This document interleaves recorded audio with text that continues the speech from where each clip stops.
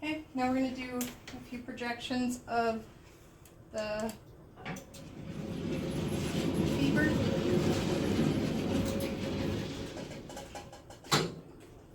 So for this projection, AP Proximal Femur, I'm going to bring my tube or my table all the way up, bring my tube to 40 inches, and the bucky.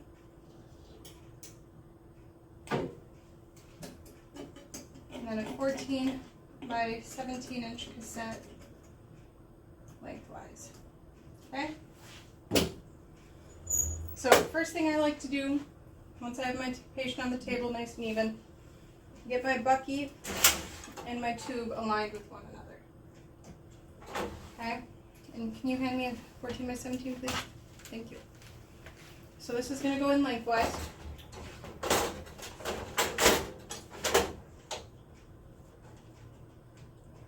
Close that up. So I have everything aligned. Now I should hopefully just be able to move my tabletop to get my image. The top of this image should be at the level of the ASIS. So I'm going to feel for my patient's ASIS, and that can be the top of my image.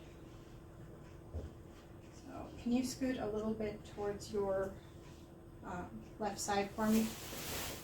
I was dumb and I didn't give myself as much table as I wanted to. So, for that ASIS. Perfect. So this probably isn't going to get the whole femur, and that's okay. We typically break this into two images. So, level of the ASIS for that first one. And then the big thing here that you have to remember to do is rotate the foot. So, I'm going to rotate my foot internally 10 to 15 degrees, and that's going to get those trochanters aligned. Your lesser trochanter is going to be covered then by the femur and aligned with the neck of the femur. So you want that internal rotation 10 to 15 degrees. I put my marker right outside of that light field since I have light field right now. If I didn't, you can also collimate inside to side. If I didn't have any light field, I would just open up my bucky and put it laterally on my cassette. Okay?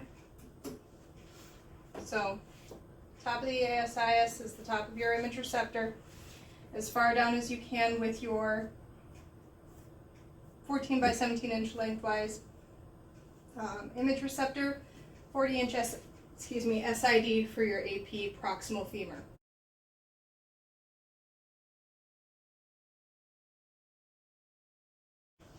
If I have a patient that has a gown on, I take my marker, because now for radiation purposes, we want to go to a smaller cassette size if possible. So I'm going to put my marker at the end of the light field, and I'm going to grab a 10 by 12 cassette to get the distal portion of the AP femur. Thank you. So I'm going to switch that out. And the reason why I put that marker down is because once I move, I want to make sure that I have overlap of what I've already taken a picture of. So if I didn't have the marker there and I moved this down to my 12 inches, who's to say that I wouldn't accidentally go past that mark? But now that I have my 10 by 12, I can scoot my tabletop up. I know I have to get through the knee, which I am through the knee at this point, and I still have a few inches up above. So I'm actually going to bring it down just a little bit more. Touch the tube, touch the bucky. Still have that internal rotation, 10 to 15 degrees.